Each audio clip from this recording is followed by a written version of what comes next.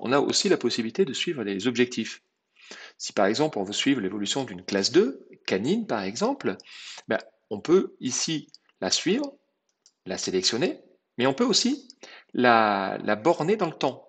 Et on peut se dire que dans ce cas-là, on a une classe 2 de X millimètres, on a un port d'élastique et on peut dire que on veut que cet objectif soit atteint ici 16 semaines, à peu près 4 mois. Et ce qui va se passer, c'est que le patient va faire différents scans et quand la date butoir va s'approcher, ben à ce moment-là, si à la date butoir de la 16 semaine, de la 16e semaine, cet objectif n'est pas atteint, on recevra une notification qui nous dira que l'objectif n'est pas atteint.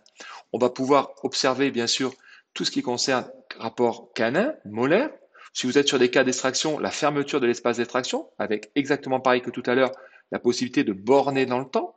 On a aussi la possibilité de suivre des objectifs transversaux. Imaginons la correction d'un articulé croisé droit ou gauche. On a bien sûr la possibilité de choisir le côté si c'est une articulé croisée unilatérale. Toujours possible de borner dans le temps. On peut suivre aussi l'évolution d'une béance ou d'une supraocclusion avec toujours le bornage dans le temps. Donc la possibilité d'avoir des objectifs cliniques associés au suivi à distance de notre patient.